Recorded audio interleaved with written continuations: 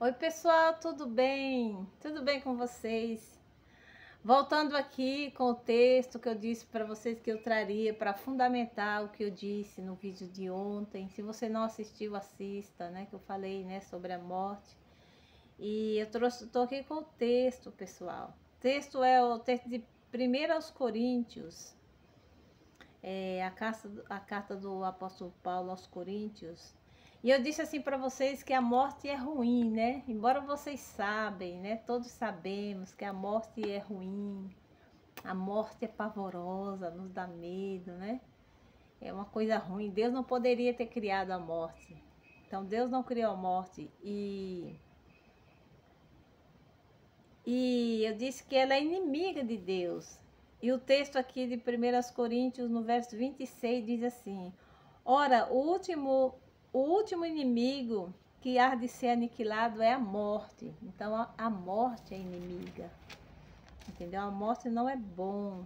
Deus não criou o homem para morrer, não criou a morte, e a morte é péssima. Boa é a vida, né, pessoal? Todo mundo na sua sã consciência, toda pessoa saudável, ela gosta de viver. Não importa a circunstância, ela gosta de lutar, né? Isso é coisa boa, é de Deus, é vida, entendeu? Então, assim, Deus não criou a morte, né, pessoal? Então, eu vou ler também aqui no mesmo capítulo de 1 Coríntios 15. Vou ler a partir do 20, que diz assim: Mas agora Cristo ressuscitou dos mortos e foi feito a primícia dos que dormem. Porque assim como a morte veio por um homem, também a ressurreição dos mortos veio por um homem. Então, a morte não veio por Deus, não foi Deus que fez, que criou, que trouxe, mas diz que foi por um homem. E que homem é esse, né, pessoal? Todos nós conhecemos a história do Adão. Então, o Adão, a morte veio pelo Adão, né? Porque ele desobedeceu, houve tudo aí, precisava ler, né, a história, mas eu acho que todo mundo conhece, né? Então, a morte veio por Adão. E nós passamos a herdar isso. E por que herdamos, né, pessoal? Porque assim, Deus não pegou e destruiu o Adão e fez outro, né? Ali, como ele fez o primeiro, o Adão. Não, então assim, nós somos descendência disso aí, nós descendemos disso aí, dele, né? Do Adão. Então nós herdamos essa morte. E ele diz que a ressurreição, e aqui diz que a ressurreição veio por outro homem, Jesus. Jesus, homem. Jesus foi 100% homem, 100% Deus. Né? Você querendo entender melhor sobre isso, se aprofunde aí para você, né? Então, a ressurreição veio por um homem também, o homem Jesus. Né? Então, eu disse também, eu lembro que eu disse para vocês assim, que não é justo, entendeu? Não é justo que eu e você morramos, entendeu? Vou usar aqui e dizer isso. Embora às vezes a gente entenda que a morte é justa porque é para todos, mas eu quero dizer aqui para você, vou usar e dizer para você assim, que a morte não é justa. Entendeu? E Deus sabe disso. Deus sabe disso. E ele decidiu resolver essa injustiça. Então Deus olhou para mim e para você e disse assim: poxa, né?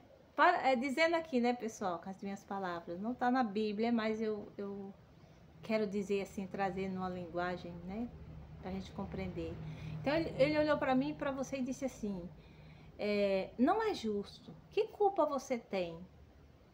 Que culpa você tem que o Adão ele foi lá e não vigiou, né? E por isso veio a morte, você passou a herdar essa morte. Mas eu sou justiça, eu sou a própria justiça. Como se Deus falasse assim, né, pessoal? Não está escrito, entendam. Então ele disse assim: mas eu sou justiça, eu vou fazer justiça. Quem aí já ouviu falar que Jesus é a justiça de Deus. Então, Jesus é a justiça de Deus. Então, Deus organizou um plano. Ele criou um plano de resgate, né? Ele disse assim, não, eu faço justiça. Então, Jesus é essa justiça.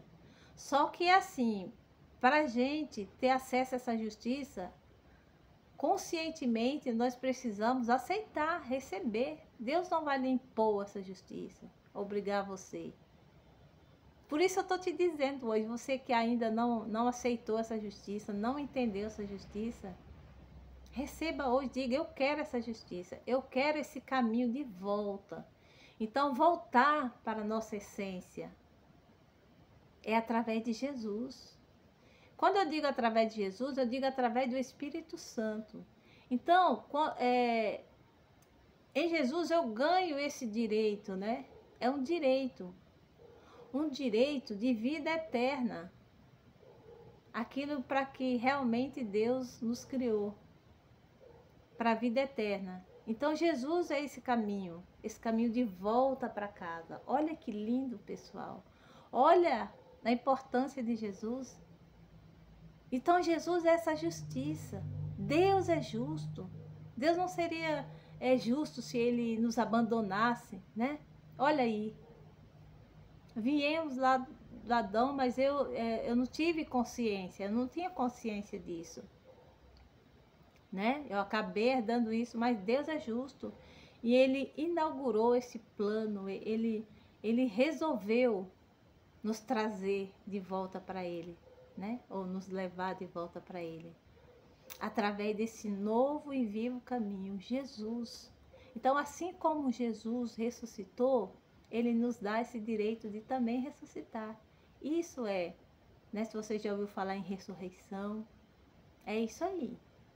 E vida eterna em Deus, é isso aí. É receber Jesus, é receber o Espírito Santo e ter de volta, né? E ter essa justiça e ser justificado diante de Deus. E realmente, né, estar com Ele. Entendeu, pessoal? Eu penso que deu para compreender, né? Jesus, justiça de Deus. Então, Deus, Ele, sendo justo, Ele resolveu nos justificar. Então, em Jesus, é justo que eu me achegue diante de Deus. É justo. Eu posso ter ousadia.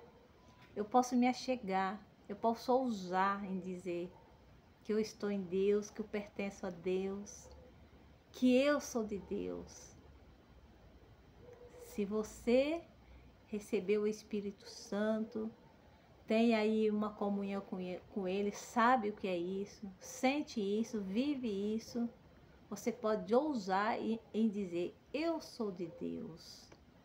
Né? Embora eu possa aqui ter os meus atos de pecado, né? Atos de pecado, a gente peca. Não é aquele pecado habitualmente, não é aquele pecado de uma rotina. A pessoa que recebe o Espírito Santo, que tem essa consciência, ele tem aí uma transformação. O Espírito Santo nos transforma. E não quer dizer que nós não vamos nunca mais errar, mas sempre que nós errarmos, o Espírito Santo ele vai nos lembrar, então ele vai nos corrigir. Então, enquanto estivermos aqui, continuaremos tendo aí atos de pecado, mas não é aquele pecado que fica ali impregnado, né? Aquilo que você leva para frente, então você já corta, entendeu? E assim vamos crescendo dia após dia, até ficarmos parecidos com Jesus. Por que não ousar em dizer assim? Ouse em dizer assim, né? Vigie aí suas atitudes, se corrija. E que o Espírito Santo, ele tem esse papel de nos transformar, de nos fazer parecidos com o Pai. Pense sobre isso, que Deus te abençoe e que você possa aí receber Jesus como justiça de Deus na tua vida. E que você volte para a casa do Pai, né? Para um lugar seguro, onde você pode receber forças, onde você pode aí a cada dia ser transformado. E que Deus te abençoe ricamente. Beijo no teu coração.